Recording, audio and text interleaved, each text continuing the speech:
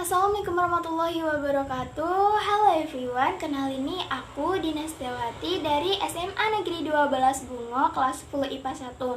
Nah, di sini aku mau ngajakin teman-teman sekalian untuk ikut aku ke Touring Museum Nasional secara virtual. Kalau kalian mau ikut, lanjut aja, cus. Nah, di sini kita buka Start Virtual Tour. Di sini ada lantai 1, kita lanjut ke lantai 1. Lantai 1, Manusia dan Lingkungan. Pameran Manusia dan Lingkungan menyajikan informasi tentang manusia serta lingkungannya yang hidup pada kurun waktu jutaan tahun yang lalu hingga akhir masa prasejarah.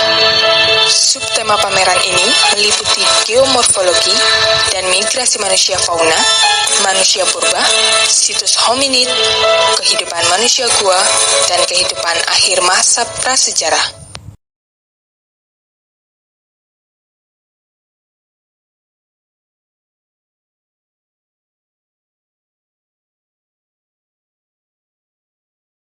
Nah, di sini ada fosil gading stegodon.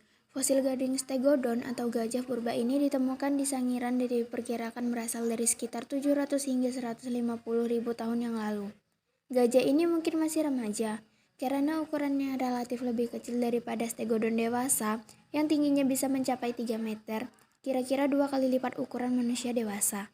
Stegodon ini mengembara hampir di seluruh wilayah Asia termasuk Nusantara sekitar 11 juta tahun yang lalu hingga akhirnya punah sekitar 10.000 tahun yang lalu. Meski begitu, ada beberapa bukti menunjukkan bahwa hewan ini masih tetap hidup sekitar 4.000 tahun yang lalu. Beberapa stegodon mengalami gejala pengerdilan karena pengaruh alam seperti yang ditemukan di Flores dan Sulawesi. Penemuan fosil-fosil stegodon di kedua pulau ini juga menimbulkan spekulatif bahwa stegodon juga perenang yang tangguh. Kedua pulau ini sepanjang sejarah evolusi bumi tak pernah menyatu dengan benua Asia. Hingga jalan satu-satunya bagi stegodon Asia hidup di kedua pulau tersebut adalah dengan cara berenang. Nah, itulah tadi gambaran dan pengertian atau penjelasan dari hasil fosil gading stegodon. Di sini juga ada 3 homo dan 1 fosil lagi. Mari kita dengar dan simak penjelasannya. Nah, di sini ada Homo mojokertensis. Ini adalah replika fosil tengkorak dari seorang anak manusia purba dari Mojokerto, Jawa Timur. Usianya menurut para ahli tak lebih dari 7 tahun ketika meninggal. Mungkin dia wafat karena kelaparan dan kurang gizi, atau jadi korban serangan binatang buas, atau karena sakit berkepanjangan. Tapi yang jelas anak ini tak sempat lama-lama bermain bersama keluarga dan kawan-kawannya. Fosil ini diperkirakan berasal dari jenis Homo erectus. Meski masih amat muda, tengkorak ini menurut para ahli adalah fosil Homo erectus, anak paling tua yang ditemukan di Indonesia, atau malah di dunia. Usianya sekitar 1,8 juta tahun yang lalu. Hal ini membuktikan juga bahwa Pulau Jawa telah dihuni manusia-manusia purba sejak jutaan tahun yang lalu. Hingga sekarang, Pulau Jawa dihuni lebih dari separuh populasi Indonesia dan salah satu pulau yang populasinya paling padat di dunia. Sebagai ahli menamakan anak ini sebagai Homo mojokertensis atau manusia dari Mojokerto, fosilnya ditemukan oleh Joko Handojo pada tahun 1936 di Kukuh Lagen, di Mojokerto, Jawa Timur. Nah, di sini juga ada fosil Sangiran. Situs Sangiran pertama kali ditemukan oleh P.I.C. Semuling. Ketika aktif melakukan eksplorasi pada akhir abad ke-19, Eugene Du Bois pernah melakukan penelitian di sini.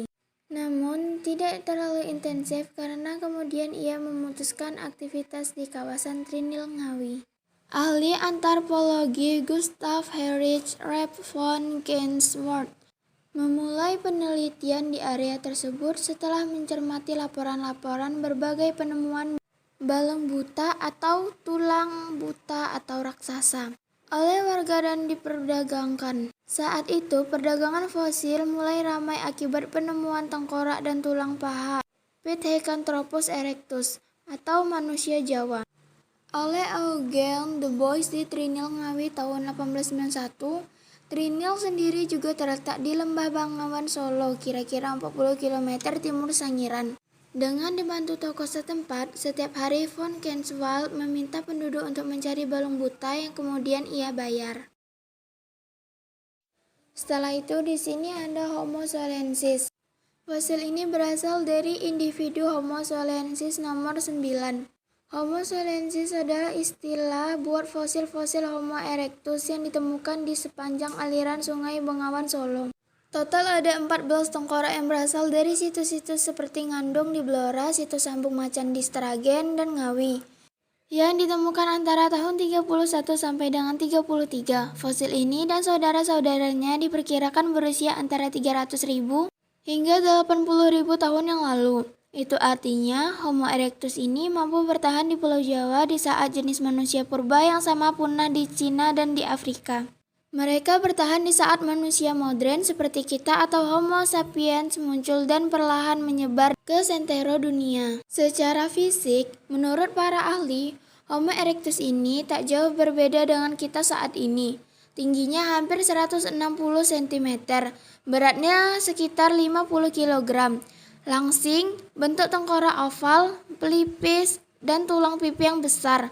Kapasitas otaknya juga cukup besar, antara 1000 sampai 1300 Celcius. Karena atribut fisik inilah maka manusia purba ini digolongkan sebagai kelompok Homo erectus progresif alias paling maju. Nah, lanjut di sini ada Homo wajakertensis. Manusia dari wajah ini berasal dari kelompok Homo spesies, jenis manusia modern seperti kita sekarang. Dia berjenis kelamin perempuan. Untuk ukuran manusia modern, posturnya tinggi besar. Nona ini tak kalah tinggi dari gadis model dan semampai dengan tinggi badan 170 cm. Saat meninggal, dia diperkirakan berusia 25 hingga 30 tahun. Otaknya juga semestinya moncer. Volumenya lebih dari 1500 Celcius, bandingkan dengan manusia modern yang volume otaknya sekitar 1300 Celcius saja. Fosil perempuan wajah ini ditemukan di lereng pegunungan Kapur di dekat Tulungagung, Jawa Timur pada 1888. Dia diperkirakan hidup sekitar 40.000 tahun yang lalu. Ini menjadikan Homo wajakertensis ini menjadi fosil manusia modern paling tua di Indonesia. Nah, dari 4 yang kita bahas tadi di awal itu adalah pengertian dan gambaran dari 3 homo dan 1 fosil. Di sini kita lanjutkan. Nah, di sini ada manusia purba. Ini dia 3 manusia purba. Nah, di sini ada Keukenmodinger. Keukenmodinger atau sampah dapur adalah bukit atau tumpukan sisa makanan berupa cangkang kerang yang terakumulasi dalam jangka waktu yang lama. Di Nusantara, tumpukan ini ditemukan di sepanjang pantai timur Sumatera dan Aceh Timur dengan ketinggian hingga 7 meter. Koleksi ini hanyalah bongkahan dari bukit sampah makanan tersebut. Pada zaman Mesolitik, masyarakat prasejarah bertempat tinggal di wilayah yang dekat dengan sumber air, seperti sungai atau daerah pesisir. Daerah-daerah ini menyediakan sumber makanan seperti ikan-ikanan, juga kerang yang dapat dengan mudah diambil dan dimakan. Sisa-sisa cangkangnya dikumpulkan di satu tempat hingga menjadi bukit. Makalah wilayah pesisir tak lagi bisa menyediakan makanan yang cukup. Para manusia prasejarah ini masuk hingga pedalaman dan membawa kerang-kerang persediaan. Hingga pertemuan juga tumpukan kulit kerang di wilayah pedalaman. Kegemaran mengkonsumsi kerang bertahan hingga sekarang. Bahkan beberapa tempat beberapa jenis kerang menjadi menu makanan yang mahal. Istilah Keukenmodinger alias sampah dapur ini berasal dari bahasa Denmark. Nah, inilah gambar-gambar dari lantai 1. Kita akan menuju ke lantai 2.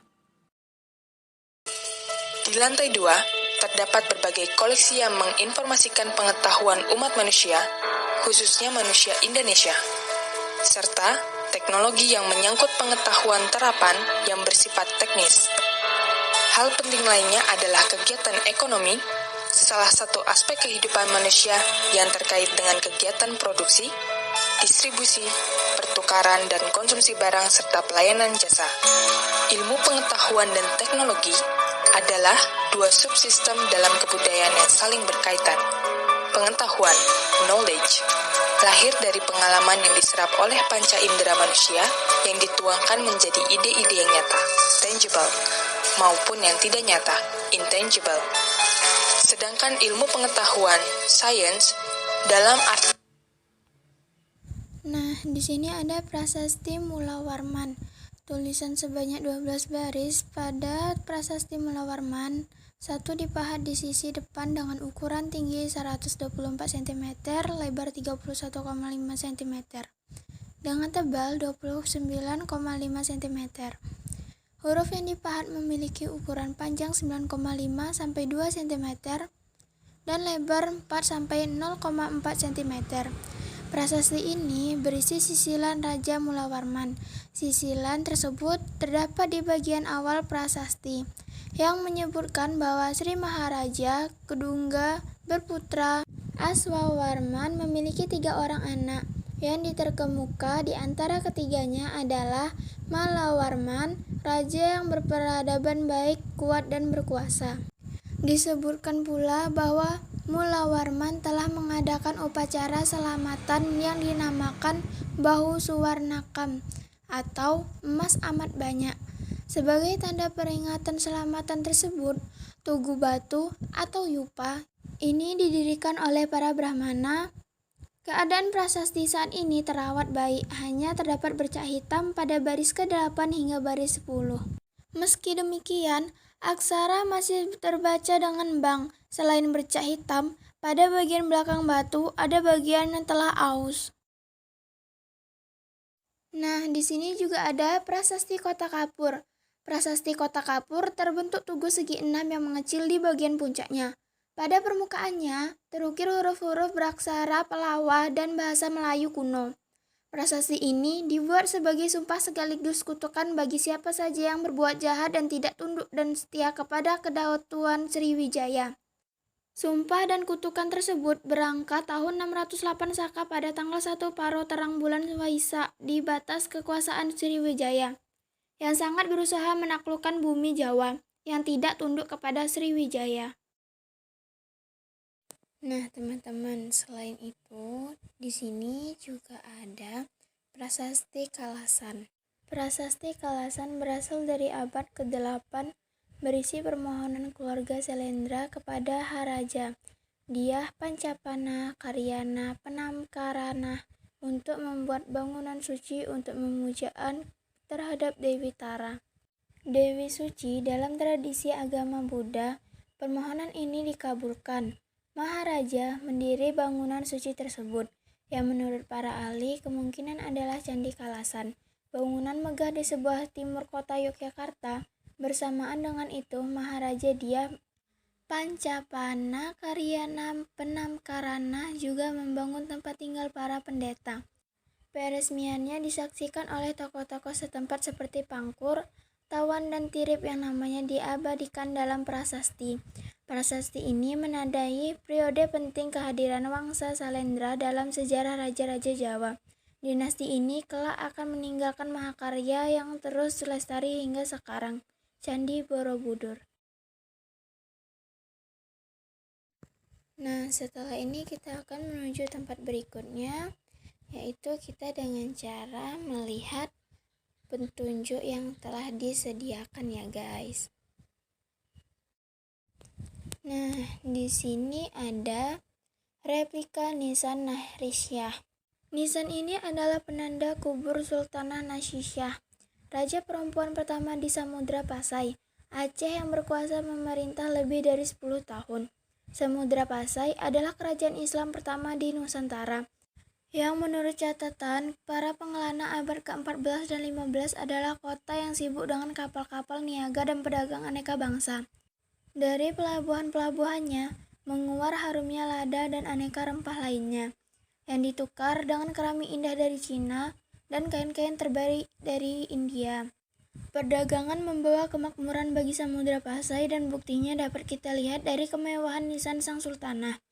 Nisan tersebut dari batu marmer yang dihias kaligrafi bergaya kulit yang indah. Diimpor langsung dari Cambang, Gujarat. Sultanah Nahrisyah bukan satu-satunya raja perempuan tanah Aceh. Tercatat setelahnya ada 4 sultan perempuan lainnya dari Kesultanan Aceh. Tak heran hingga abad ke-20 tradisi perempuan yang gagah berani dan ikut bertempur di medan perang terus berlangsung. Salah satunya Jut Nyak Dien, yang mampu memberikan perlawanan hebat terhadap kolonialisme. Nah, di sini juga terdapat prasasti Gajah Mada. Prasasti ini menyebut nama Empu Mada, Mahapatih Kesohor Kerajaan Majapahit pada abad ke-14.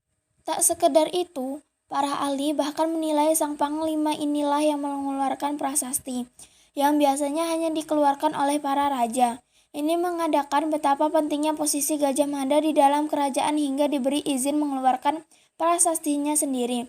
Karena alasan-alasan itulah, prasasti ini disebut sebagai prasasti Gajah Mada. Gajah Mada adalah panglima perang andalan raja yang terkenal dengan Sumpah Palapa yang dijadikan simbol persatuan Nusantara.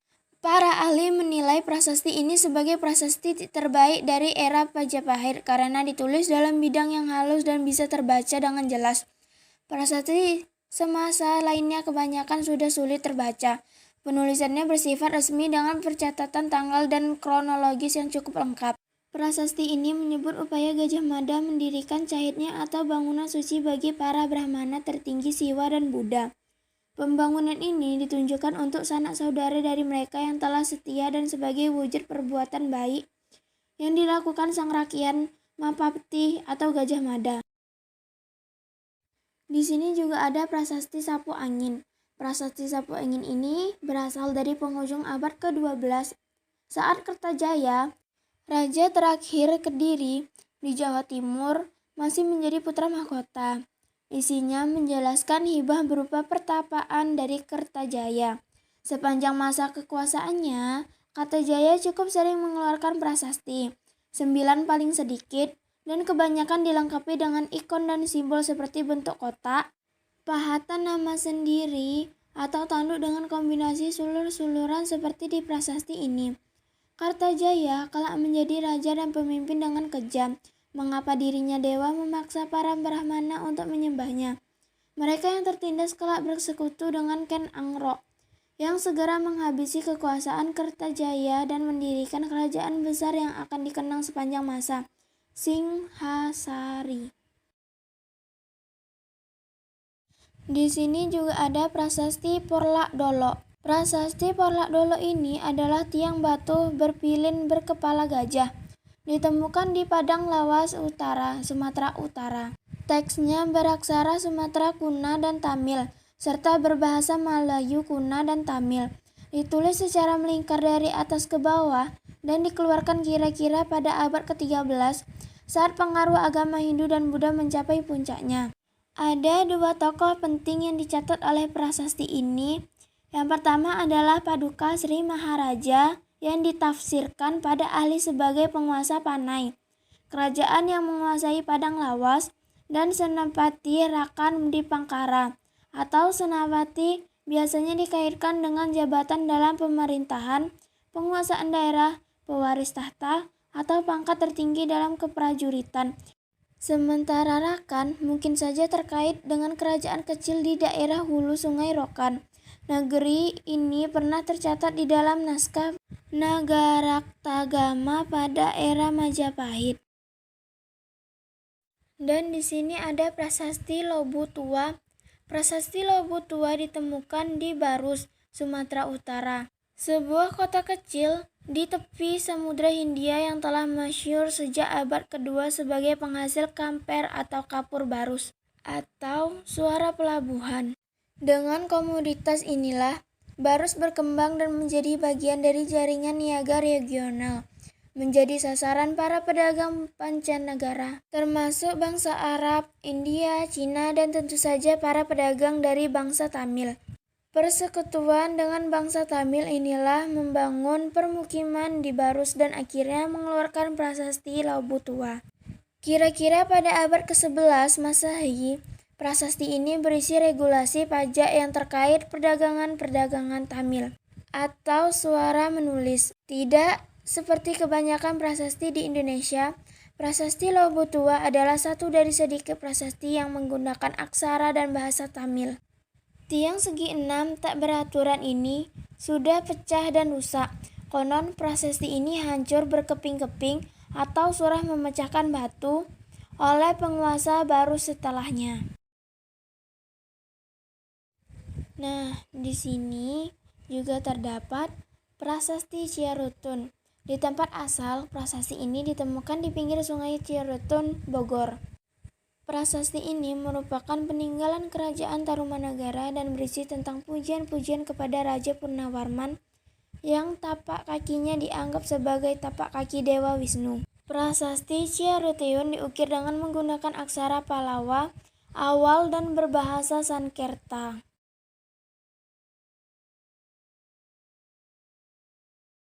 Nah, di sini kita akan melihat guci keramik. Nah, Anda pastinya sudah tidak asing lagi dengan benda yang satu ini, keramik, atau dalam bahasa Yunani, keramikos. Memiliki peran yang amat penting dalam setiap lini kehidupan manusia. Sudah sejak masa prasejarah hingga kini, keramik kerap digunakan dalam segala urusan, mulai dari wadah di dapur, hiasan di ruang tamu, sampai perlengkapan upacara. Pada bangunan keagamaan, saking berharganya benda ini dalam kehidupan sehari-hari, masyarakat Yunani sampai-sampai memiliki dewa pelindung membuat keramik yang bernama Karamos. Keberadaan keramik ini Nusantara tentunya tidak dapat terlepas dari perdagangan internasional. Keramik-keramik dari India, Cina, Vietnam, Thailand, Jepang, Timur Tengah, hingga Eropa ditukarkan dengan rempah-rempah. Dari hasil sembarang pecahan-pecahan keramik yang ditemukan, para ahli cenderung beranggapan bahwa keramik yang paling digemari oleh masyarakat Indonesia adalah yang berasal dari Tiongkok, yaitu yang berbahan dasar porselin. Untuk mendapatkan galaris kaca halus dan mengkilap pada keramik porselin, dibutuhkan proses pembakaran yang rumit dengan suhu minimal 1300 derajat, mulai dari piring hingga sendok, periuk sampai kendi, dan tepatnya serta celengan. Benda-benda ini diproduksi secara massal. Hanya saja, kini posisinya mulai tergantikan dengan adanya produk plastik yang meskipun tahan lama dan anti pecah, tapi berdampak buruk bagi lingkungan dan penghuninya. Nah, di sini kita akan menuju ke tempat berikutnya dengan cara yang sama seperti yang tadi, yaitu mulai mengikuti arahannya. Nah, di sini ada miniatur kapal pinisi. Diperkirakan kapal pinisi digunakan sekitar abad ke-14 sebagaimana yang dikemukakan naskah kuno 1 Lagaligo. Pembuatannya bernama Saweri Gading, putra mahkota kerajaan Luwu, untuk berlayar ke Tiongkok meminang Putri Wechudai. Suku Bugis dan suku Makassar terkenal sebagai pembuat kapal pinisi. Kapal itu umumnya memiliki 2 tiang layar utama dan 7 buah layar. Ada filosofi di balik itu.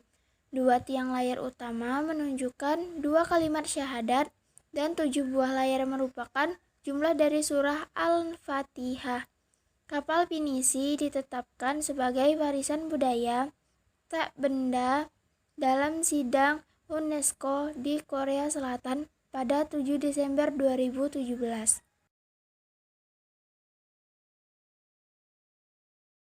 Nah, selain itu, di sini juga ada kompas.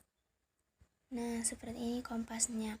Pada zaman dahulu, pelaut menggunakan bintang, gelombang, dan elemen lainnya untuk menentukan arah perjalanan mereka. Kompas dipopulerkan pada abad ke-19 ketika pelaut menggunakannya dengan peta untuk mempertahankan arah. Nah, di sini kita akan terus mengikuti arahannya.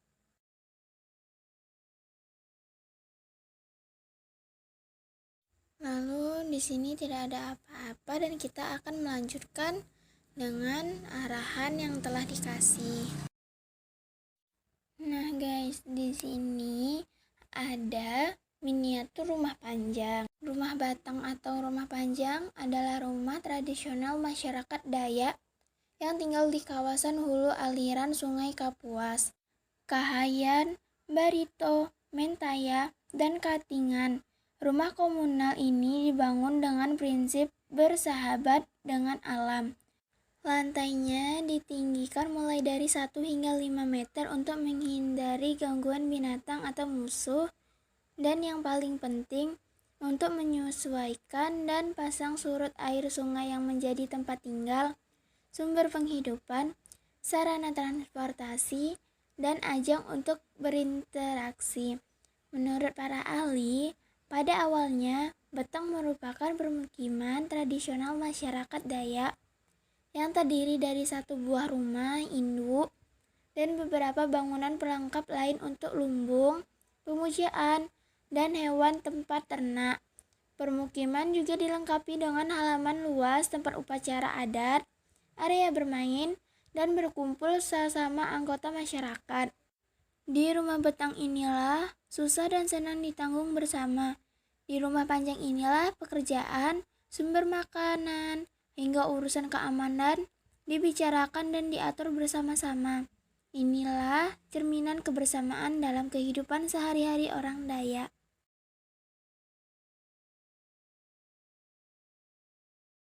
Nah, di sini ada patung Tabib Torso. Patung Tabib Torso ini lazim disebut dengan gaper. Gaper adalah patung batu atau kayu yang menggambarkan figur kepala orang Muzelman alias Muslim, Mor, dan atau Afrika Utara. Patung gaper ini selalu digambarkan dengan mulut terbuka, terkadang dengan pil yang diletakkan di lidahnya. Ekspresi wajah tersebut sebenarnya melambangkan rasa pahit dari obat yang dikonsumsi. Ada pula gaper yang digambarkan dengan warna kulit pucat atau memiliki ekspresi wajah menderita dan kesakitan. Gaper pertama muncul pada akhir abad ke-16 sebagaimana sig yang ditempatkan di depan apotek atau toko obat di negeri Belanda. Patung ini tidak hanya menyampaikan informasi tentang asal obat, tetapi juga untuk memikat dan menarik rasa ingin tahu para pelanggan untuk datang. Patung gaper koleksi Museum Nasional Indonesia ini digambarkan memakai sorban khas orang Timur Tengah, berkulit putih dengan mata terbelalak dan mulut yang tertutup rapat. Dari ciri-cirinya, gaper ini seolah-olah menggambarkan seorang Muzelman dengan wajah putih pucat yang sedang merasakan sensasi pahit dari obat yang ia konsumsi. Patung ini dulunya berasal dari sebuah apotek atau rumah obat di galangan kapal kota Batavia. Di sini juga ada pipisan seperti pasangan meja dan kursi. Ada pula pipisan dan gandhi, sang pengubah bahan-bahan alami atau blender dari zaman prasejarah. Perangkat batu ini adalah teknologi sederhana untuk menghaluskan biji-bijian, rempah, buah, batang, atau dedaunan untuk membuat ramuan obat yang bisa menyembuhkan atau untuk menggiling bumbu agar masakan lebih sedap rasanya. Penggunaan alat batu telah berlangsung sejak masa prasejarah, misalkan tampak pada peninggalan di situs Gunung Padang, Sukabumi, Jawa Barat. Pada masa hidup Buddha, penggunaan kedua alat ini terus berlanjut, seperti yang terpampang di relief Candi Borobudur. Dalam relief tersebut, seseorang tampak sedang meramun dengan menggunakan pipisan dan gandhi. Artefak semacam ini juga ditemukan di situs Cibuaya, situs Prambanan, situs Ratu Boko, situs Trowulan, hingga situs Banten Lama. Hingga saat ini kita masih menggunakan warisan tradisi sejarah ini dalam kehidupan sehari-hari untuk membuat sambal, membuat bumbu ayam bakar, opor, dan lainnya. Namanya adalah cobek. Nah, setelah ini kita akan melanjutkan ke tempat selanjutnya. Nah, seperti tadi yang kita lihat, nah di sini ada Mariam Lela. Indonesia mulai mengenal Mariam sejak abad ke-16 Masehi ketika bangsa Portugis datang ke Indonesia. Mereka melengkapi kapal dagangnya dengan senjata Mariam untuk melindungi diri dari serangan musuh, bajak laut, atau menaklukkan kerajaan-kerajaan di Indonesia. Kata Meriam berasal dari bahasa Portugis untuk menyebut Santa Mariam. Kemudian dilafalkan orang Indonesia menjadi Meriam, yang dimaksud untuk menyebut senjata untuk menembak jarak jauh Meriam jenis ini disebut meriam bumbung. Meriam ini tidak digunakan sebagai alat perang, namun digunakan sebagai alat upacara atau biasa disebut meriam lela. Meriam ini merupakan peninggalan Istana Mangkunegoro dan pernah dipakai saat penobatan Raja Mataram, yaitu Pakukubowono pada tahun 1727.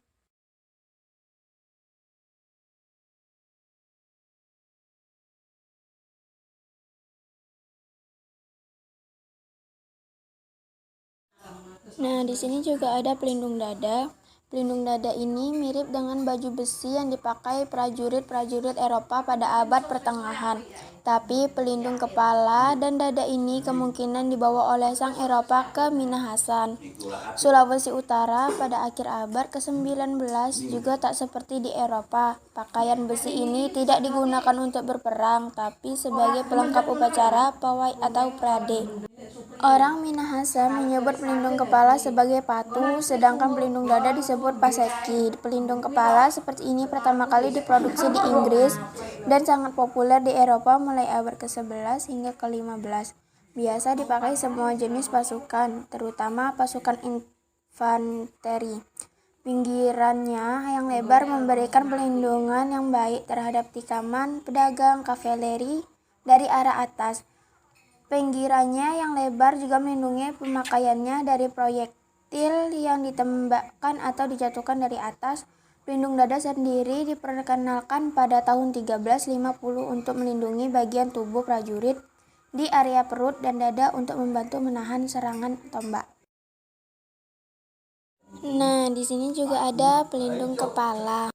Pelindung kepala ini mirip dengan baju besi yang dipakai prajurit-prajurit Eropa pada abad pertengahan. Tapi pelindung kepala dan dada ini kemungkinan dibawa oleh sang Eropa ke Minahasan, Sulawesi Utara pada akhir abad ke-19 juga tak seperti di Eropa. Pakaian besi ini tidak digunakan untuk berperang, tapi sebagai pelengkap upacara, pawai atau prade.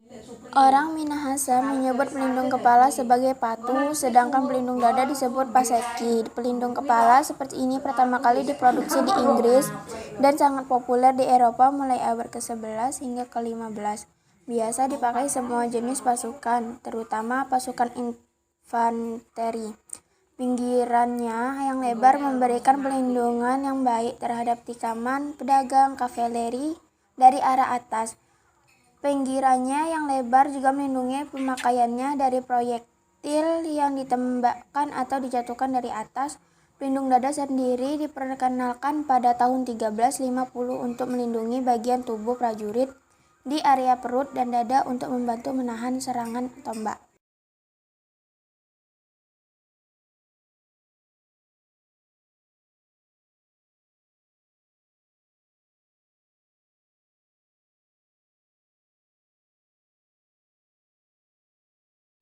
Di sini juga terdapat moko. Moko berbentuk seperti jam pasir, merupakan benda pusaka bagi masyarakat Nusa Tenggara Timur dan digunakan dalam upacara perkawinan sebagai mas kawin yang diberikan pihak laki-laki kepada perempuan. Penggunaan moko sebagai mas kawin telah berlangsung selama ratusan tahun. Menurut para arkeolog, moko mulai digunakan oleh masyarakat setempat sejak abad 14 Masehi. Nenek moyang mereka mengawali penggunaan moko sebagai alat tukar maupun sebagai alat kesenian dalam upacara adat, dan baru pada abad 17 Masehi, moko kemudian digunakan oleh nenek moyang mereka sebagai mas kawin.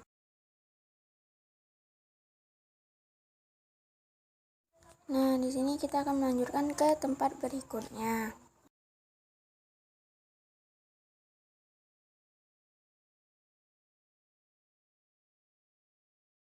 Nah, di sini ada timbangan Sultan Banjar. Timbangan Sultan Banjar dulunya digunakan untuk mengukur besaran pajak pertanian di wilayah Kesultanan Banjar. Konon, cara menggunakannya dengan membandingkan berat badan raja dengan bobot produk hasil pertanian. Jadi, raja duduk di salah satu sisi timbangan, sementara pembayar pajak meletakkan hasil panennya pada sisi lain timbangan. Beratnya keduanya harus seimbang. Timbangan ini dipercaya juga digunakan ketika upacara pernikahan putri raja Fungsinya untuk menyamakan berat mas kawin dengan berat sang putri. Nyaris 4 abad Kesultanan Banjar, kerajaan Islam di Kalimantan Selatan ini bertahan, yakni sejak abad ke-16. Selama itu, pajak pertanian merupakan salah satu penyokong ekonomi kesultanan. Pajak juga dikenakan terhadap sewa tanah, perahu, pertanian, nelayan, industri, dan penghasil tambang seperti emas dan intan, serta pajak uang kepala. Perkembangan perekonomian di Kalimantan Selatan mengalami kemajuan yang sangat sejak akhir abad ke-16 hingga abad ke-17. Banjarmasin menjadi kota dagang yang makmur dengan produk primadona atau lada.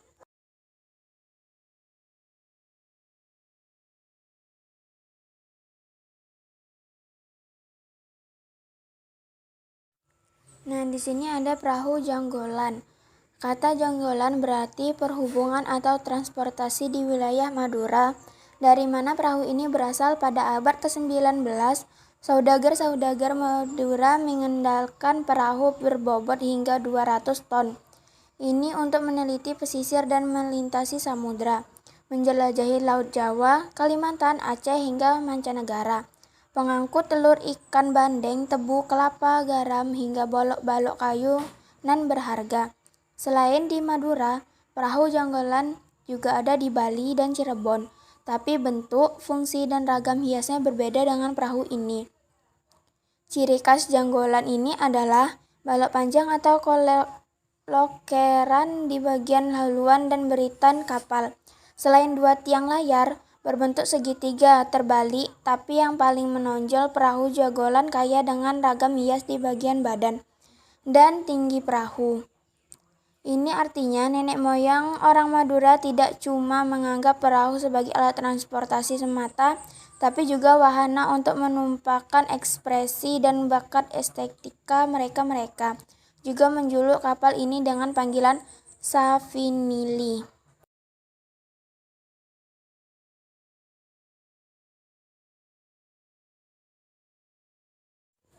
Nah, ini ada sepeda roda 3. Sepeda-sepeda seperti ini pernah lalu lalang di Batavia atau Jakarta pada masa Hindia Belanda. Masuk pertama kali pada tengah abad ke-19. Sepeda seperti ini lebih populer karena dianggap lebih aman, tak seperti roda 2 yang butuh keterampilan khusus menyeimbangkan. Sepeda ini bisa langsung digenjot, siapapun bisa mengendarainya, termasuk perempuan dan anak-anak yang dulu dianggap punya kaki lebih pendek untuk menggayuh sepeda roda 2. Sepeda roda 3 seperti ini pertama kali dibuat di Inggris pada 1851. Model ini kemudian menyebar ke seluruh dunia termasuk ke Batavia, yang warganya juga gemar dengan hal-hal modern. Seiring waktu, model sepeda berubah-ubah. Sepeda roda 3 seperti ini tidak lagi diproduksi pabrik tertentu, tapi ini tak mengubah Batavia sebagai kota penikmat sepeda. Di awal abad ke-20, sepeda keluaran Humber, Cross, Relay, Philips, Hercules, Batavus, dan Gazelle populer dan warawiri di jalan Batavia nan rindang. Kelak kita menyebut sepeda-sepeda ini dengan sebutan sepeda kumbang atau sepeda ontel. Nah, di sini dilanjutkan dengan lantai, yaitu tempat berikutnya. Ini masih di lantai 2.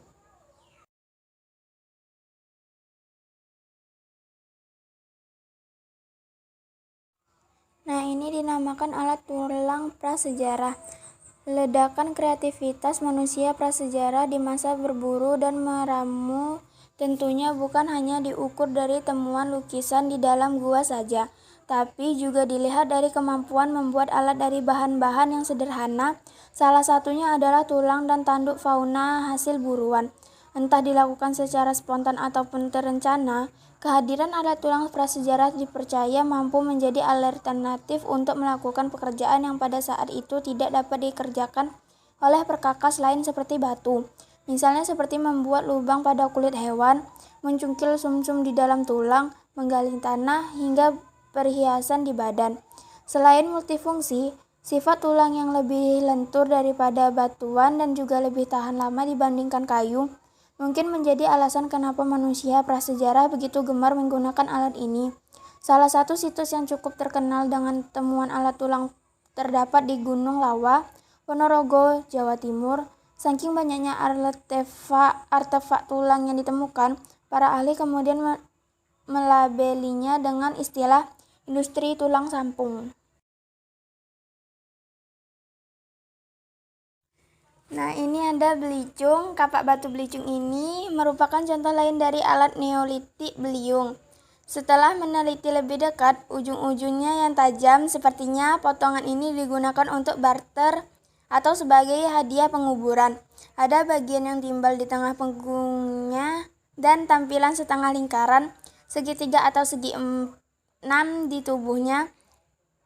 Batu akik diasah dengan sangat baik dan halus, memungkinkan untuk melihat tekstur bagian dalam dari batu semi mulia ini. Nah, ini ada kapak genggam. Kapak genggam adalah peralatan paling tua dan paling lama yang digunakan manusia dalam sejarah peradabannya. Manusia-manusia purba, sepupu kita telah menggunakan kapak ini untuk berburu, menggali tanah, memotong daging, menghaluskan makanan, atau bertahan menghadapi serangan selama berjuta-juta tahun. Tak heran, kapak sejenis ini ditemukan di berbagai peradaban di dunia.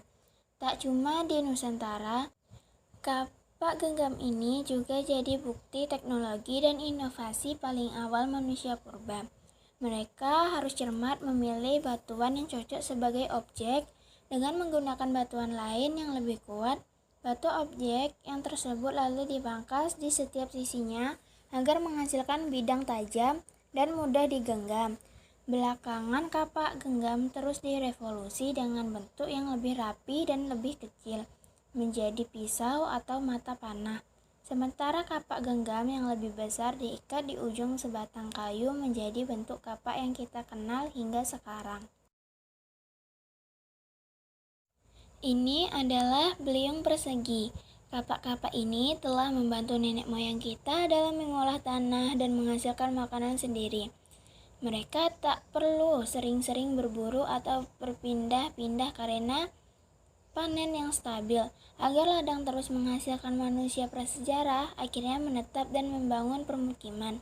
Permukiman ini akhirnya mendorong munculnya kerjasama antar warga, aturan bermasyarakat, sistem kepercayaan terhadap leluhur, dan lain-lain. Hasil panen yang melimpah bisa dibarter dengan komoditas lain dan akhirnya muncul sistem ekonomi sederhana.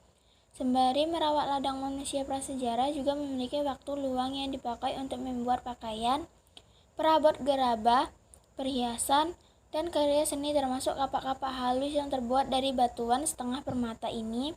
Manusia-manusia cerdik ini telah terampil mengenal sifat batuan dan menemukan teknik mengumpam atau menghaluskan yang tepat untuk menghasilkan kapak beliung persegi yang indah ini.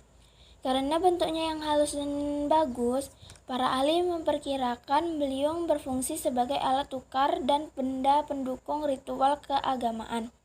Mengingat perannya yang begitu besar, para ahli menjadikan kapak-kapak ini sebagai penanda penting perubahan peradaban dari zaman Paleolitik atau batu tua menjadi zaman Neolitik atau batu muda.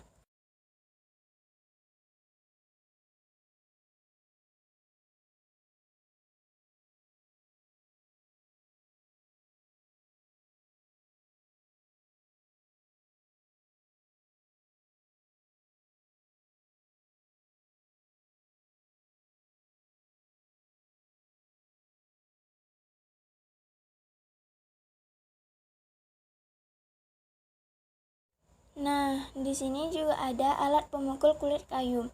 Sebelum mengenal tenun, kain kulit kayu sempat menjadi fashion yang tidak tergantikan sejak masa prasejarah hingga awal-awal Masehi.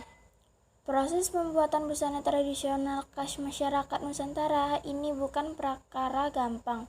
Serat-serat kayu tidak dirajut apalagi dijahit, tapi dipukul-pukul hingga melebar rata nan halus menggunakan batu ike atau yang dikenal sebagai alat pemukul kulit kayu. Batu ike biasanya diberi ganggang dari kayu rota dan jenisnya pun beraneka ragam.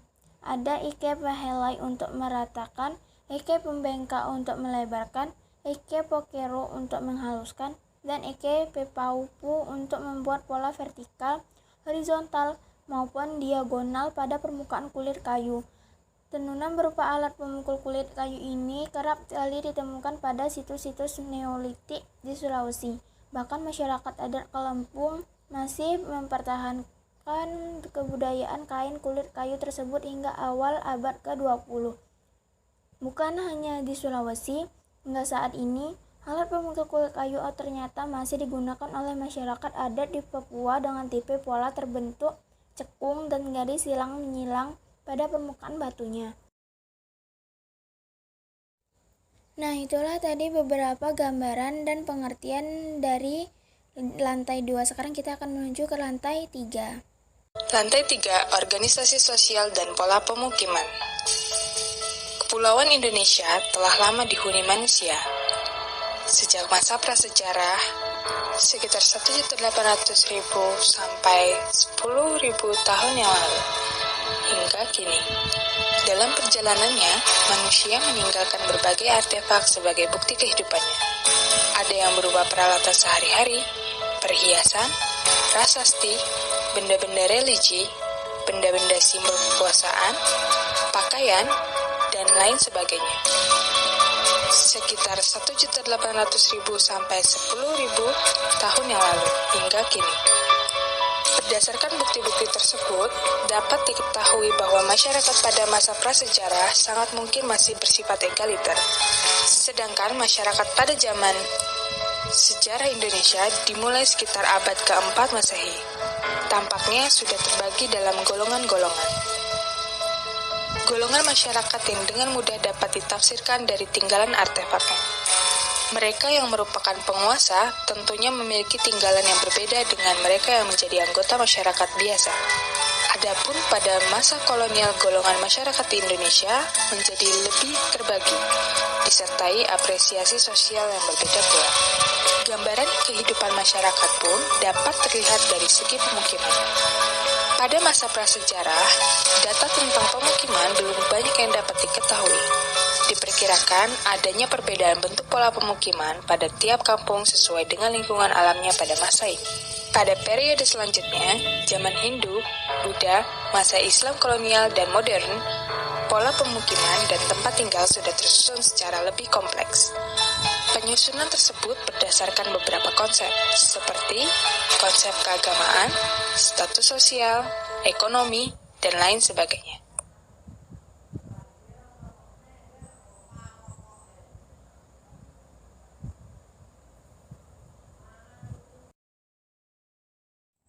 Nah, di lantai 3 ini terdapat nekara. Nekara atau gendang merupakan produk dari Dongson, Vietnam Utara yang hidup pada zaman milenium pertama dan telah ditemukan di seluruh Asia Tenggara. Di Indonesia, nekara telah ditemukan sebagai besar di sepanjang rute perdagangan laut dan ada kemungkinan bahwa awalnya digunakan untuk barter. Nekara kemudian menjadi item bernilai tinggi yang menunjukkan pangkat dan status dan digunakan dalam ritual upacara termasuk meminta hujan. Di Jawa Timur, gendang yang digali mengandung tulang manusia dan benda lainnya. Digunakan juga sebagai peti mati untuk upacara penguburan sekunder dan barang lainnya diberikan sebagai hadiah untuk roh yang telah meninggal.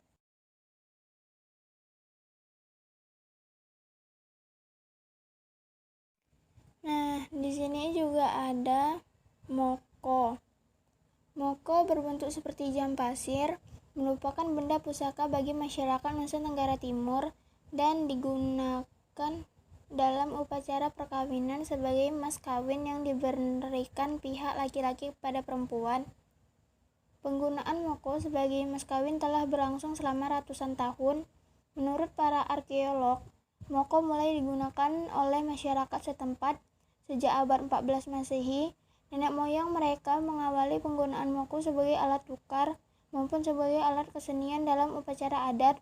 dan baru pada abad 17 Masehi, moko kemudian digunakan oleh nenek moyang mereka sebagai mas kawin.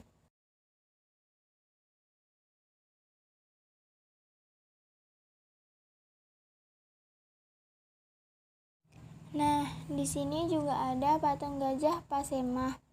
Batu gajah ini berasal dari dataran tinggi Pasemah di Sumatera Selatan. Kira-kira berasal dari 2500 hingga 1500 sebelum Masehi. Tampaknya para seniman membuatnya punya imajinasi dan kreativitas yang tinggi. Bentuk dan figur yang mereka ciptakan murni menyesuaikan dengan bentuk batu yang ada di hadapan mereka. Dalam batu ini, tampak seekor gajah yang sedang melahirkan binatang lain, mungkin gajah atau babi rusa. Di kedua sisinya terdapat dua orang laki-laki memakai aneka perhiasan termasuk tutup kepala, manusia-manusia dengan ciri fisik berbibir tebal dan hidung pesek berasal dari ras Negroid. Para ahli menduga merekalah yang menjadi nenek moyang pendukung tradisi megalitik di dataran tinggi ini. Atribut fisik seperti ini juga ditemukan pada acara-acara dan pada dinding kubur batu yang banyak ditemukan di Pasemah.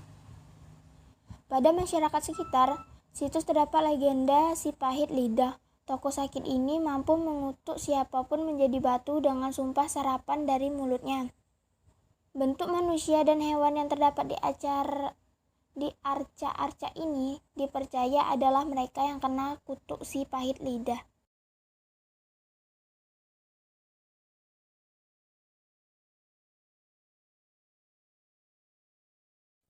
Nah, selain itu di sini juga terdapat kalabubu. Kalabubu adalah salah satu aksesoris sejenis kalung asal Nias bagian selatan, dibuat dari tempurung kelapa dan tembaga. Kalabubu yang dikenakan menunjukkan status sosial seseorang. Prajurit biasa menggunakan kalabubu yang polos dan sederhana, sedangkan bangsawan biasanya memiliki motif yang lebih kompleks. Pentingnya kalung ini bagi laki-laki di Nias Selatan dapat dilihat juga dari patung-patung yang ada. Patung-patung yang dianggap keramat pun tak lepas dengan motif kalung kalabubu yang terpahat tepat di leher patung. Kalabubu memiliki nilai budaya dan nilai sejarah yang tinggi di masa lalu. Kalabubu merupakan perlengkapan perang yang dikenakan oleh laki-laki di desa-desa Nias Selatan. Fungsinya adalah melindungi leher dari tebasan golok dari para pemburu kepala. Tebasan tersebut tidak seperti pemenggalan kepala pada umumnya, tetapi tebasan diagonal dari leher sebelah kiri ke bagian ketiak kanan. Terbiasan ini dimaksudkan untuk memperoleh bagian kepala dan tangan kanan yang utuh, yang akan dijadikan sebagai pengorbanan untuk ritual gelar kepahlawanan di desa asal sekaligus meningkatkan ilmu kebatinan. Menurut tradisi lisan yang ada, golok maupun kalabubu yang digunakan pada saat perang dahulu memiliki jimat yang dipercaya mampu meningkatkan kekuatan pemakaiannya. Saat ini, kalung kalabubu digunakan pada saat acara-acara tertentu seperti upacara kematian.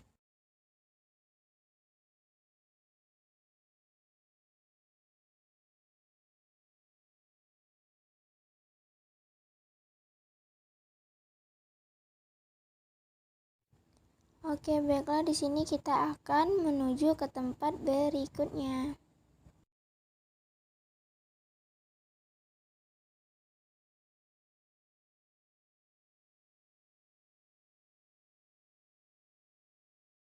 Nah, di sini terdapat sertali. Sertali adalah penghiasan kepala yang masih digunakan oleh orang Batak Karo yang mempunyai status sosial atau bangsawan. Sertali dibuat dari perak yang disepuh berbentuk seperti tanduk kerbau dan motif dari rumah tradisional Karo. Dalam upacara perkawinan, pengantin wanita memakai sertali, sedangkan pengantin laki-lakinya memakai bura layang-layang di lehernya yang kadang-kadang disebut sertali layang-layang. Pengantin wanita juga memakai anting-anting karabuk, kudung-kudung. Ketiganya sering digunakan pada upacara perkawinan oleh pengantin dan merupakan simbol tiga tungku atau dalihan non tolu. Antara garis keturunan, pihak pemberi istri dan penerima istri. Tali sering juga digunakan oleh dukun di Karo dalam upacara keagamaan tertentu.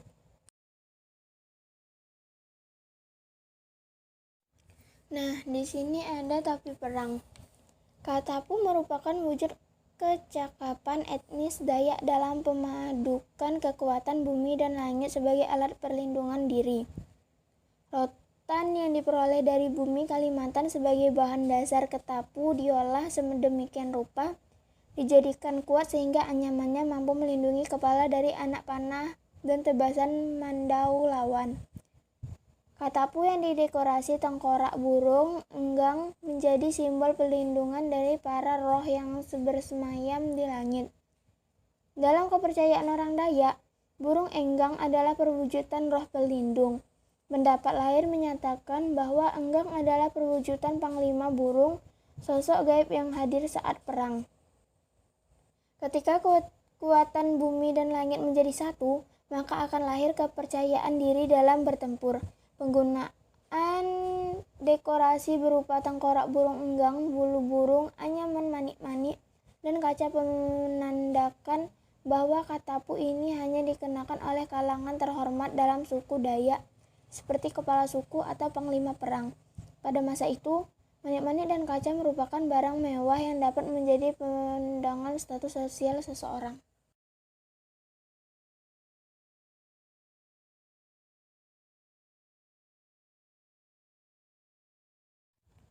Baiklah, di sini kita akan melanjutkan ke lantai berikutnya.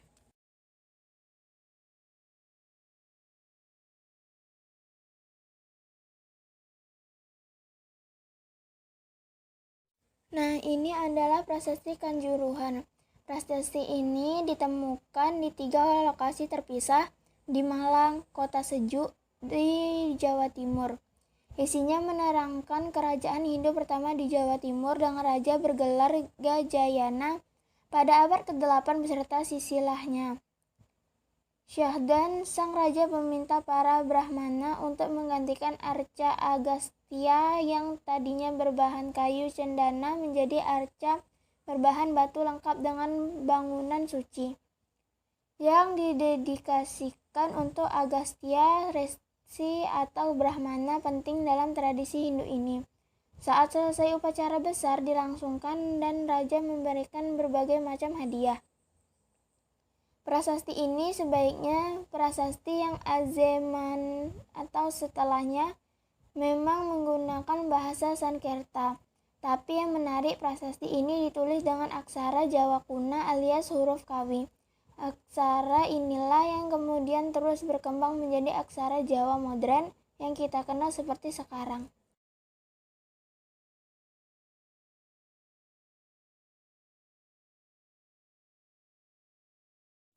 Nah, di sini ada padasan.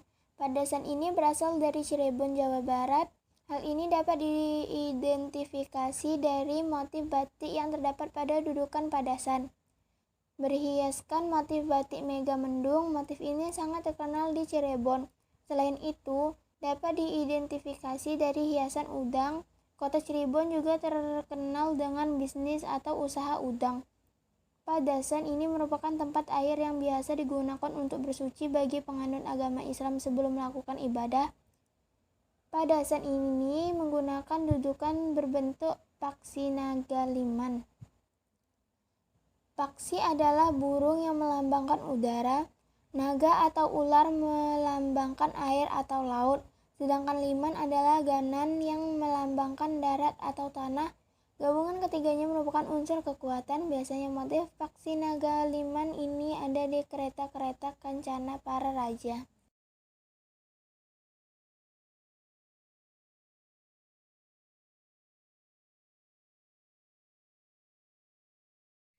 Nah, ini adalah pancuran kepala naga. Pancuran air ini berasal dari reruntuhan Taman Air atau Taman Sari Suryaragi, Keraton Kesapuhan Cirebon. Kompleks bangunan ini dilengkapi sistem perairan yang rumit dengan kolam-kolam pemandian, tempat istirahat, dan ruang-ruang untuk kepentingan bermeditasi. Sebagian sumber menyebut taman ini dibuat pada abad ke-16, tapi yang lain menyebut abad ke-17. Pancuran ini terbuat dari perunggu. Seperti yang bisa kita lihat, pancuran berbentuk kepala naga bermahkota kuluk kanigara bentuk khas mahkota bangsawan dan raja-raja Jawa. Perhatikan pula motif suluran dan hiasan serupa kalung di bagian lehernya. Pada bandulnya terdapat motif ceplok bunga. Dalam mitologi Jawa, naga berasal dari dunia bawah yang selalu terhubung dengan air. Tapi simbol naga juga bisa menandakan masuknya pengaruh budaya Tiongkok. Naga adalah simbol dari kesempurnaan dan memiliki kekuatan kosmis. Naga juga melambangkan fertilitas, kesuburan, perlindungan, dan kelahiran kembali setelah kematian.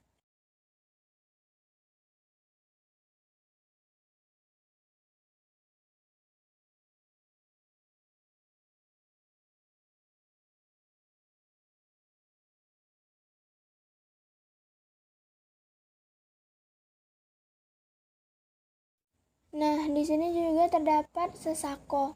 Sesako merupakan seperangkat kursi kebesaran yang digunakan dalam upacara papadon, yaitu pengangkatan seorang kepala marga dari salah satu suku bangsa. Sesako ini merupakan bagian belakang bangku pendek di mana calon kepala suku itu duduk bersimpuh. Upacara diadakan pada ruang upacara di dalam rumah adat. Motif naga merupakan simbol kekuatan.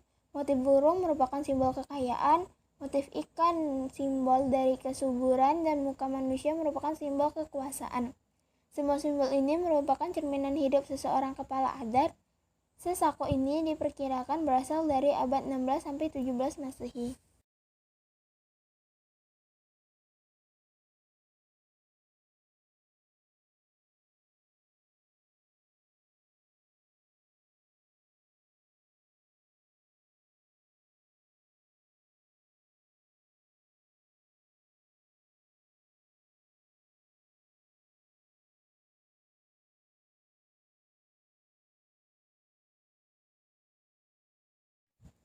Nah, ini adalah gambaran dari miniatur Omah Hada. Ini adalah miniatur Omah Hada, rumah tradisional orang biasa di Nias, sebuah pulau di tepian Samudra Hindia, dekat Sumatera. Rumah ini bisa bercerita hampir segala hal tentang dunia orang Nias.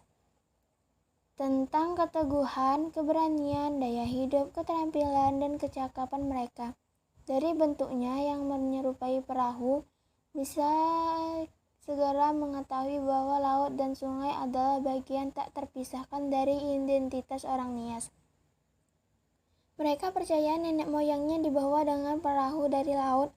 Kehidupan masa lalu orang-orang Nias sebagai prajurit-prajurit yang gagah berani juga tercermin dalam pemilihan lokasi Omah Hada. Sistem tata letak, jalur keluar masuk, dan konstruksi bangunannya didasarkan pada kebutuhan pertahanan desa dari peperangan yang mungkin terjadi. Kecerdikan luar biasa juga tampak pada arsitektur rumah. Bentuk rumah panggung dengan susunan pasak-pasak tentu tak cuma pelindungi penghuni dari hewan buas, banjir, dan longsor, tapi juga telah terbukti bertahan melawan gempa. Sementara ribuan rumah roboh pada gempa berskala 8,2 skala Richter pada tahun 2005, Omah Hada tetap kokoh berdiri.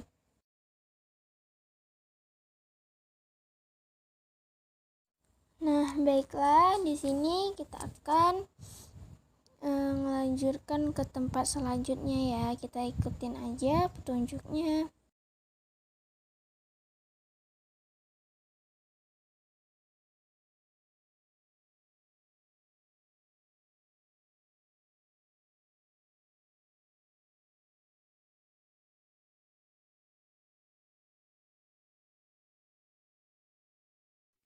Nah, ini adalah model rumah adat Karo.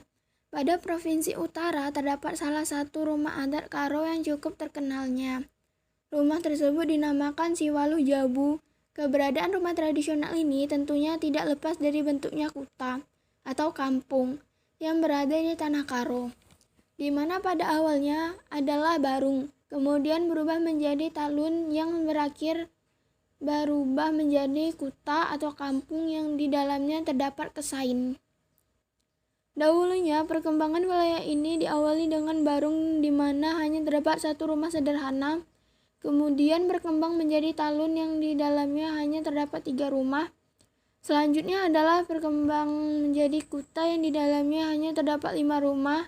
Dan yang terakhir adalah Kesain, di mana jika kita berkembang menjadi lebih besar lagi, maka akan dipecah menjadi Kesain atau pekarangan.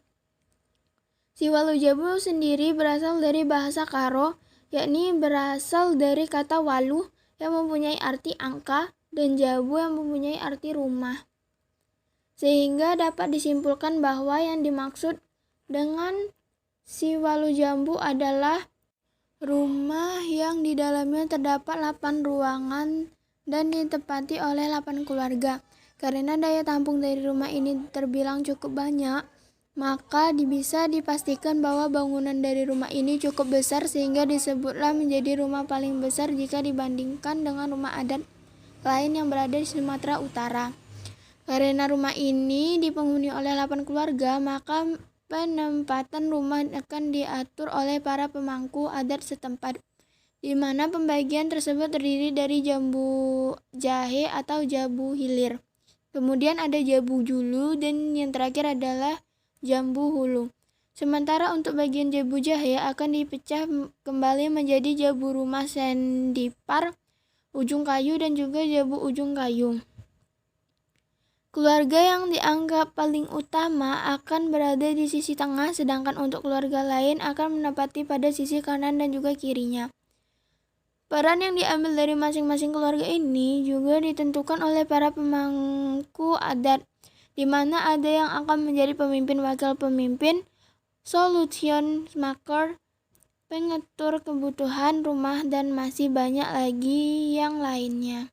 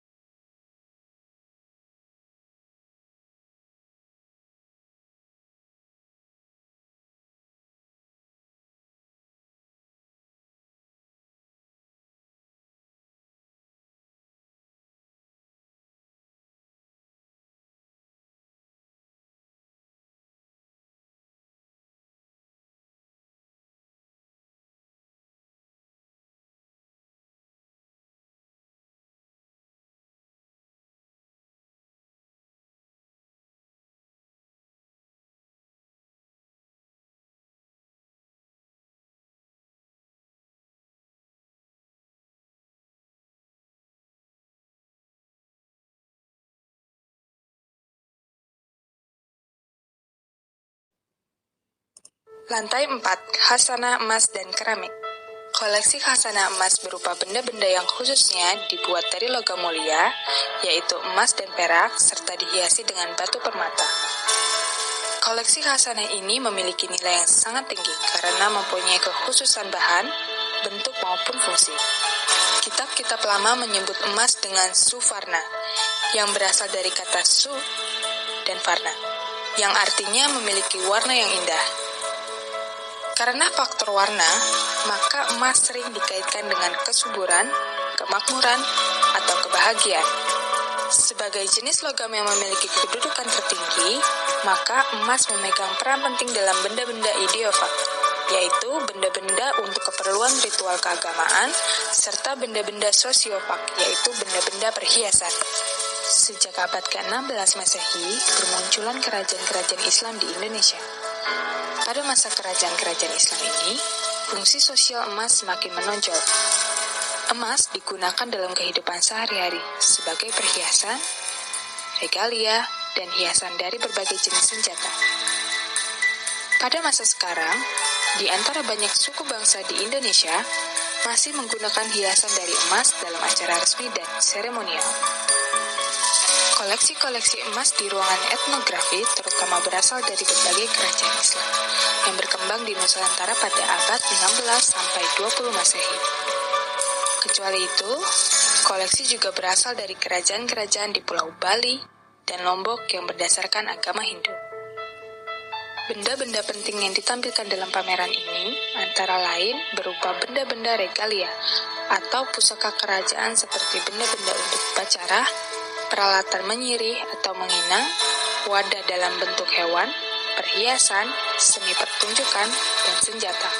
Di ruangan emas etnografi juga dipamerkan benda-benda yang dikumpulkan oleh pemerintah kolonial Belanda pada masa kegiatan ekspedisi militer dan benda-benda yang diperoleh melalui pemberian hadiah dan hubungan diplomatik.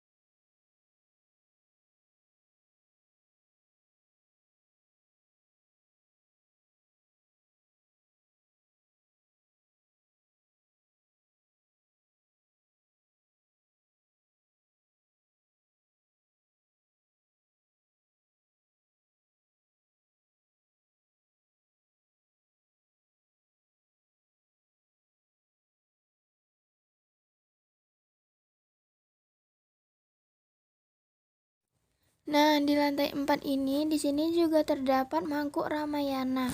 Wadah yang indah ini terbuat dari lembaran tipis emas tempaan dengan dasar tanah liat untuk kekuatan tambahan. Meskipun bergaya Persia, mangkuk ini diyakini dibuat di Cina dan dihiasi dengan menggunakan teknik cetak untuk menggambarkan ke-8 adegan cerita Ramayana atau kisah Rama.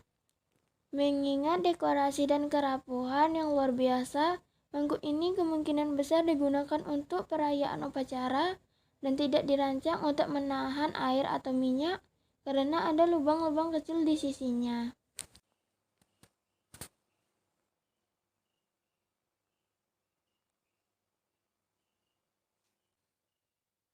Nah, di gambar ini adalah kelat bahu. Sepasang kelat bahu tersebut dibuat dari lempengan emas tipis. Hiasannya berupa susunan mutiara yang membentuk ceplok bunga, sulur-suluran, dan manik-manik halus. Sulur-suluran kemungkinan menggambarkan keadaan alam Pulau Jawa yang subur. Kelat bahu ini merupakan salah satu koleksi emas yang ditemukan di Desa Semuteran, Kecamatan Trowulan, Kabupaten Mojokerto, Jawa Timur. Koleksi emas tersebut ditemukan dalam sebuah wadah perunggu di kedalaman 1,5 kaki, kira-kira 45 cm. Dari atas permukaan tanah, ditemukan secara tidak sengaja pada tahun 1881 oleh beberapa orang petani yang sedang menggarap tegalan. Berdasarkan tempat penemuannya, maka temuan muteran diperkirakan berasal dari kisaran abad ke-9 atau abad ke-10 hingga abad 14 Masehi, yaitu pada masa pemerintahan Raja Sindok hingga masa Majapahit.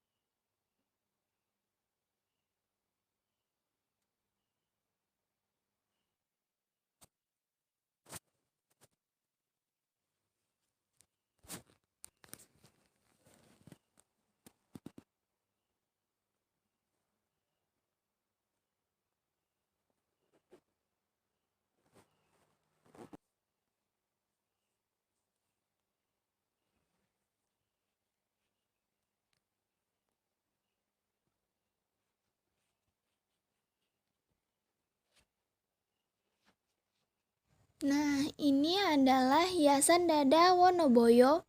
Siapa yang tak suka bersolek dan berhias?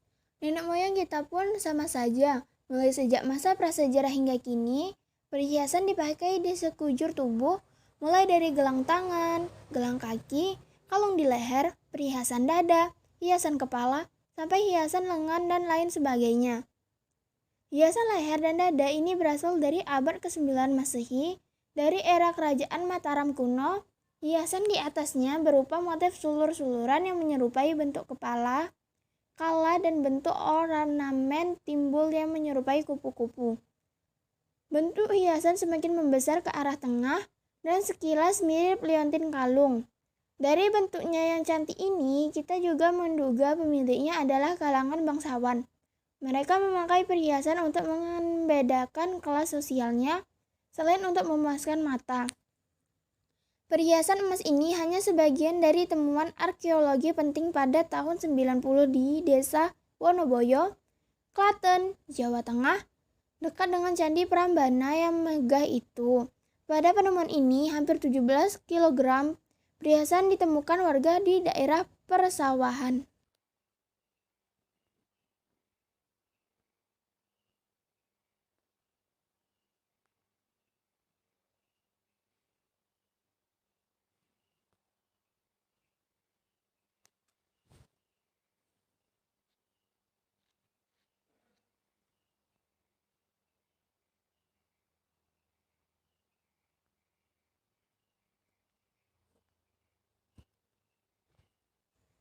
Nah, di sini juga terdapat mahkota Banten, motif daun yang digayakan dengan teknik krayowangan dengan gambar pohon hayat dalam panel-panel dan teknik pelapisan dengan email di bagian atas menunjukkan pengaruh Islam yang kuat pada Kesultanan Islam ini.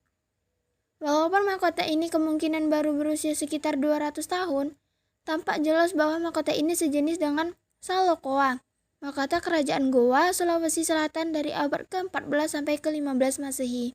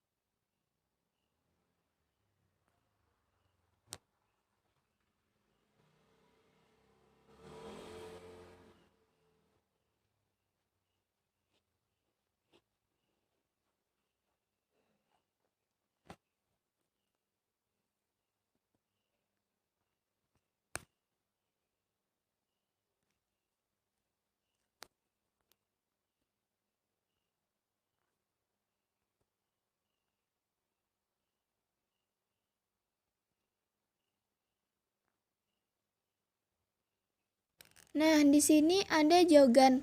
Jogan berbentuk kipas menyerupai daun sirih atau dalam bahasa Jawanya kayon atau gunungan. Bagian pinggir dan tulang daunnya terbuat dari perak. Pada puncaknya terdapat hiasan berbentuk buah terbuat dari emas 18 karat. Hiasan buah berbentuk bulat dan berkelopak daun 7 helai dan bergujai sehelai daun kecil berbuat dari emas. Tangkai pita terdiri atas 3 lapis. Selain itu juga terdapat hiasan sulur-suluran, roset, dan lidah api. Jogan ini merupakan simbol kerajaan atau Kesultanan Riau. Lingga, pada bagian daun terdapat tulisan Arab berbahasa Melayu berbunyi Wa Bismillah, bahwa inilah raja yang keturunan dari Bukit Siguntang. Asalnya daripada bagian Sri Sultan Iskandar, Zulkarnain, dan Lalah Raja adil dan berdaulat yang mempunyai tahta kerajaan serta kebenaran serta kemuliaan kepada segala negeri yang di dalam tanah Melayu dengan kurnia Tuhan Rabbul Arzil Azim atasnya, dan dikarenakan Allah SWT di atas tahta kerajaannya ditambahi pangkatnya yang kebesaran serta derajat yang kemuliaan di dalam daulat. Sa'adati Allahu lahu wassalam kala Allahu malakahu wa sultanahu wa ibadat ala lahu wa syainihi wijati nabi syaidal mursalin walala lahu wa sahbihi ajmain. Amin amin Allahumma amin.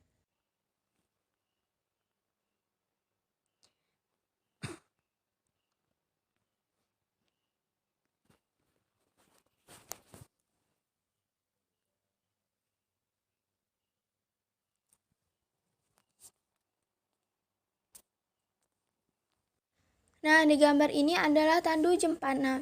Tandu emas dengan kursi yang disangga 4 singa ini merupakan satu dari ratusan harta pusaka milik dua putri kerajaan Bandung, Putri Denpasar dan Putri Pemecutan yang dijarah Belanda dalam peristiwa Puputan Badung. Pada 1906, tandu emas ini turut diusung ke medan perang mengangkat raja di Putri Kepacutan, Cokorda Pemecutan ke-9 yang sudah terlalu tua tapi tetap bernyali besar. Dia bersama raja-raja dan pengawasnya hingga rakyat kerajaan maju untuk bertarung dalam pemerangan penghabisan. Pada 20 September, Belanda memulai serangan langsung ke Putri Kesiman. Sebagai banteng terdepan Raja Badung, usai menyerang Putri Kesiman, Belanda meneruskan agresinya ke Putri Denpasar. Terakhir, giliran Putri Pemecutan yang ditaklukkan. Bandung adalah salah satu dari beberapa kerajaan di bagian selatan Pulau Bali. Kerajaan Bandung terbentuk dari otoritas 3 kerajaan, yakni Kesiman, Denpasar, dan Pemecutan. Kerajaan ini mulai masa jayanya pada awal abad ke-19 hingga ditaklukkan Belanda pada awal abad ke-20.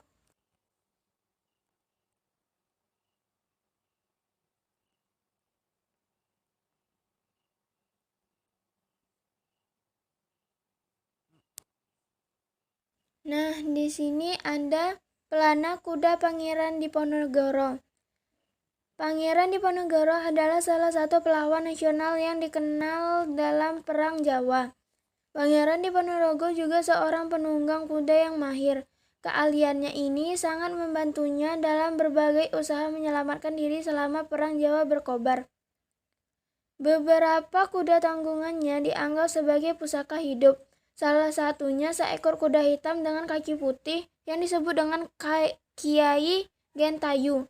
Tepat di hari ulang tahun ke-44 tanggal 11 November 1829, Pangeran Diponegoro disergap pasukan gerak cepat Belanda yang dipimpin oleh Mayor A.F.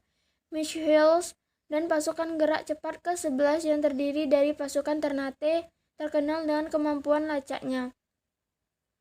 Di pegunungan Gowong, kawasan Barat Kedu, ia berhasil meloloskan diri tetapi beberapa pusaka miliknya tertinggal, seperti kuda beserta pelananya, peti pakaian dan tombak pusaka Kai Ronhan. Tombak dan pelana kuda kemudian dikirim ke Belanda dan dipersembahkan kepada Raja Willem bertahan 1813 sampai 1840 sebagai rampasan perang dan pada akhirnya dikembalikan kepada Indonesia oleh Ratu Juliana pada 1945 sampai 1980. Tahun 1978 di bawah ketentuan Kesepakatan Budaya Belanda Indonesia tahun 1968.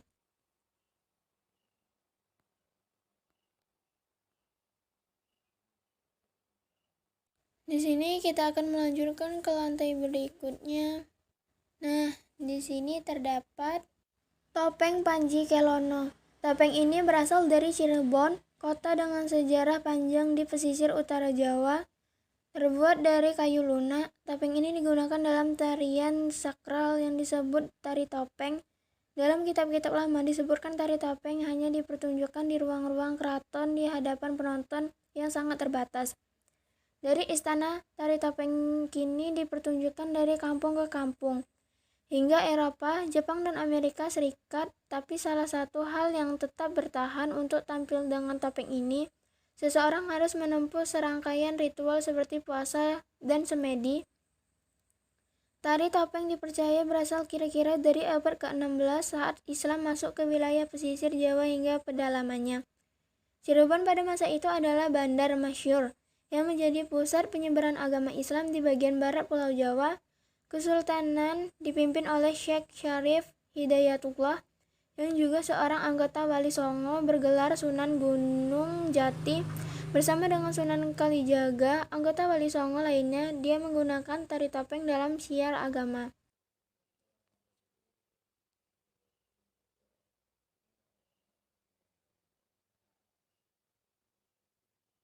Selain itu, di sini juga ada rencong.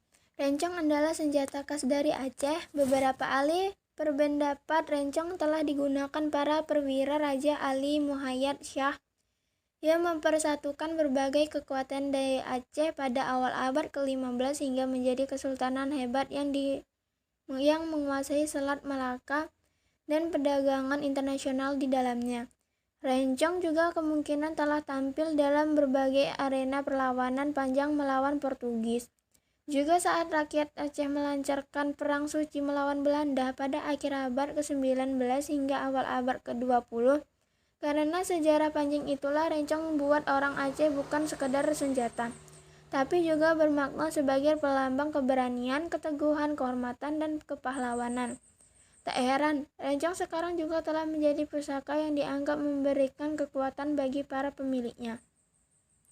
Rencong sebagaimana keris yang di Jawa termasuk dalam senjata yang digunakan dalam bertempur jarak dekat. Pemiliknya mestilah punya nyali menghadapi perawakan dan wajah musuh yang menakutkan. Gerak tubuhnya harus lincah berkelit dan akhirnya melukai musuh dalam jarak yang dekat pula. Karena itu, si pemilik rencong mestilah seorang perwira yang berani dan cerdik sekaligus.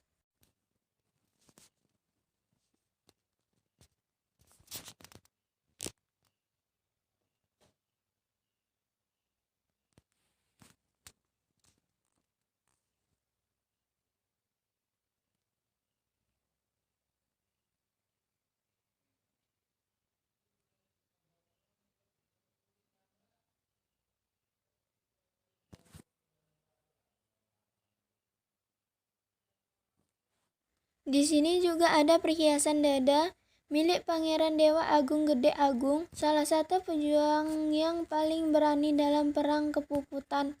Puputan adalah perang habis-habisan namun bukan bertujuan untuk menang, karena tujuannya adalah untuk menyambut kematian di hadapan musuh sampai habis tak bersisa.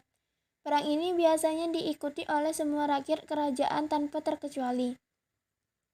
Bagi masyarakat Bali, puputan dilakukan dengan prinsip sebagai berikut. 1. Nyawa seseorang kesatria berada di ujung senjata. Kematian di medan perang adalah sebuah kehormatan. 2. Dalam mempertahankan kehormatan bangsa dan negara maupun keluarga tidak dikenal istilah menyerah kepada musuh. 3. Menurut ajaran Hindu, orang yang mati dalam peperangan rohnya akan masuk surga.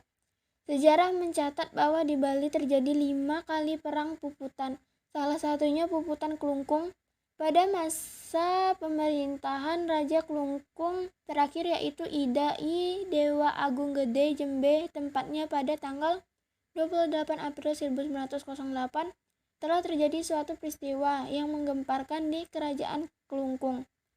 Permaisuri dan putra mahkota gugur di medan juga. Mengetahui hal tersebut tidak membuat Dewa Agung Jembe takut, justru semakin bulat memutuskan berperangan sampai titik darah penghabisan. Dewa Agung Jembe keluar diringi seluruh keluarga istana dan prajurit yang setia maju menghadapi Belanda dengan gagah berani. Karena persenjataan yang tidak imbang, mereka pun gugur dalam berodongan perlupu Belanda. Secara fisik, Klungkung memang kalah, tapi dia balik kekalahan itu, Klungkung menunjukkan kemuliaan sikap manusia Bali yang menempatkan harga diri dan kehormatan di atas segala-galanya. Belanda pun memenuhi itu seperti tercermin dalam catatan-catatan Belanda, termasuk catatan Belanda di Surabaya Handelsblad. Ketika selesai puputan itu dilakukan penelitian pada orang-orang yang gugur, maka di antara korban terdapat putra raja yang berusia 12 tahun, adalah satu-satu putra mahkota pewaris tahta. Ia tergeletak di tengah-tengah serakan mayat dan sejumlah banyak wanita-wanita. Apakah anak itu memang ingin mati mengikuti ayahnya? Apakah ia ingin memperlihatkan bahwa ada Bali yang suci dan luhur ditempatkan lebih tinggi dari kehidupan?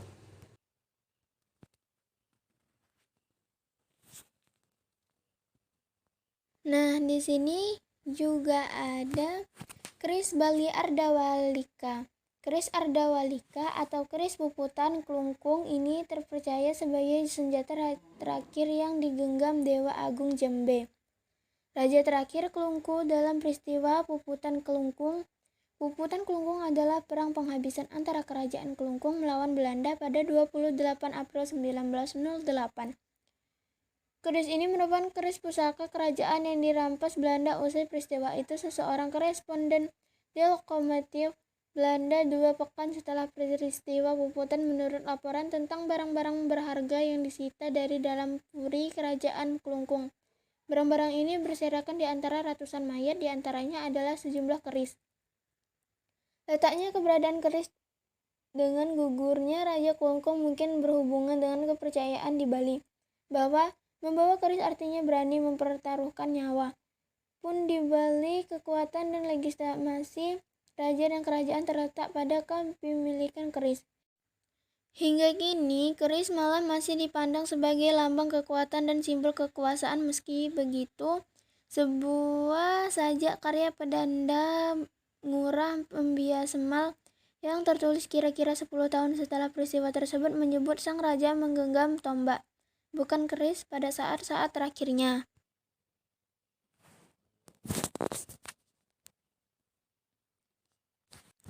Nah, di sini juga terdapat kursi Banjar.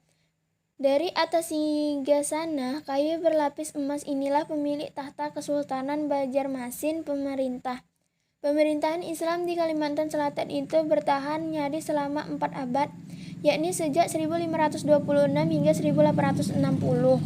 Bertahan dan melewati berbagai kekuasaan regional, mulai dari kekuasaan Raja Demak, Pajang, hingga Mataram, memantapkan diri menjadi kesultanan yang kaya raya berkat posisi geografinya yang strategis, menghubungkan jalur perdagangan di bagian barat dan timur Nusantara.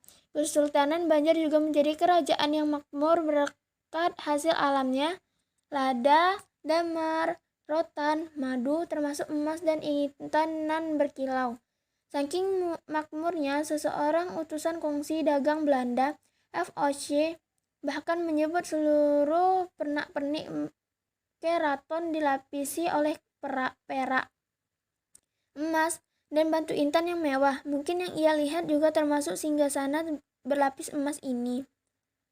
Perselisihan internal dan tantangan dari Belanda akhirnya menuntut pada keruntuhan kesultanan ini. Perlawan termasuk yang dilancarkan pahlawan terkenal Pangeran Antasari berhasil dipandamkan. Karaton dibumihangsungkan, penghiasan dan regalia dirampas. Kesultanan tak lagi berpengaruh dengan penguasaan boneka pilihan Belanda.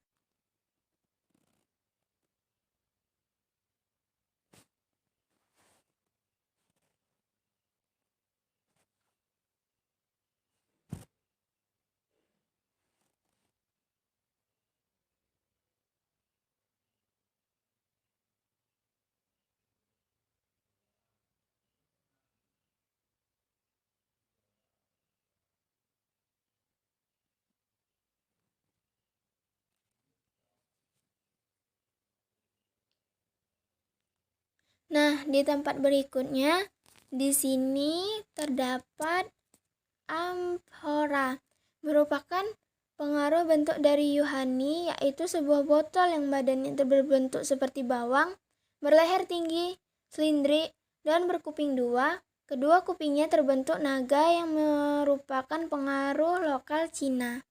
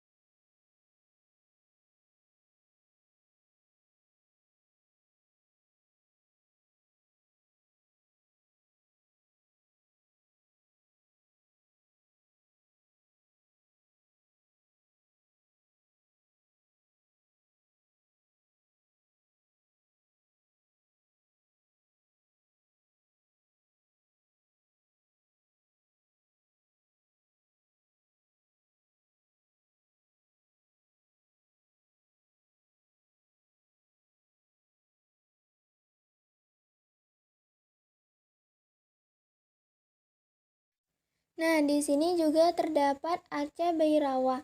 Arca Bhairawa adalah representasi dewa dari aliran Tantra yang merupakan contoh sinkretisme atau gabungan dari dua kepercayaan yaitu Hindu dan Buddha. Berdasarkan ikonografi, sosok ini digambarkan sedang berdiri di atas mayat seseorang pria dan tengkorak manusia, serta memegang mangkuk dan pisau bergaya Arab. Dia juga mengenakan ikat pinggang yang merepresentasikan kala, ciri khas kepercayaan Hindu, dan juga terdapat lonceng pada ikat pinggangnya yang menandakan ciri aliran tantra. Selain itu, Bhairawa juga mencitrakan sosok Siva dalam bentuk menyeramkan atau ugra, dan sekaligus sosok Buddha yang ditandai dari kunciran rambutnya.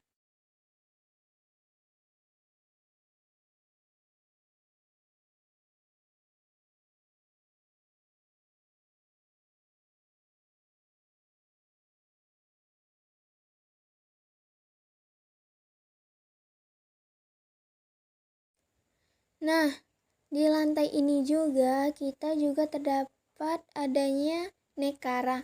Nekara atau gendang merupakan produk dari Dongson, Vietnam Utara yang hidup pada zaman milenium pertama SM dan telah ditemukan di seluruh Asia Tenggara. Di Indonesia, Nekara telah ditemukan sebagian besar di sepanjang rute perdagangan laut dan ada kemungkinan bahwa awalnya digunakan untuk barter. Negara kemudian menjadi item bernilai tinggi yang menunjukkan pangkat dan status dan digunakan dalam ritual upacara termasuk meminta hujan. Di Jawa Timur, genang yang digali mengandung tulang manusia dan benda lainnya digunakan juga sebagai peti mati untuk upacara penguburan sekunder dan barang lainnya diberikan sebagai hadiah untuk roh yang telah meninggal.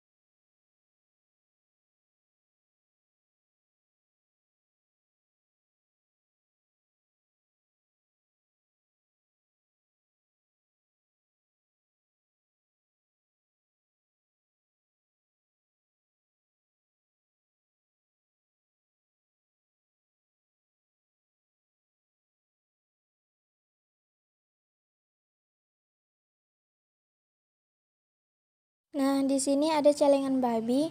Celengan banyak ditemukan di situs Trowulan, ibu kota kerajaan Majapahit. Pembuatan celengan telah berkembang antara abad ke-13 dan 15. Celengan yang pernah ditemukan terdiri dari 3 bentuk. 1. Manusia berupa anak kecil. 2. Binatang, babi atau celeng, domba, kura-kura, dan gajah. 3. Yang terbanyak berupa guci. Meskipun bentuknya bisa manusia, guci atau binatang lain selain babi, namun sebutan yang dipilih adalah celengan.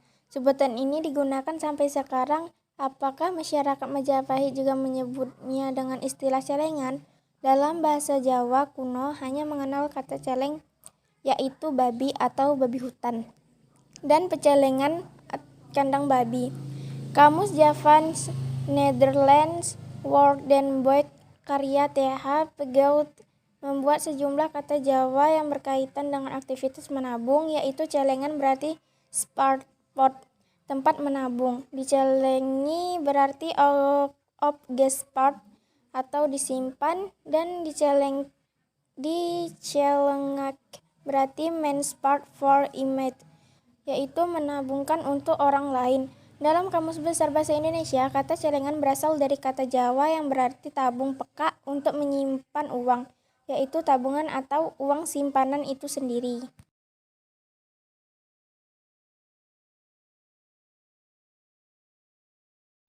Baiklah, itulah perjalanan kita ke Museum Nasional. Saya ucapkan terima kasih. Wassalamualaikum warahmatullahi wabarakatuh.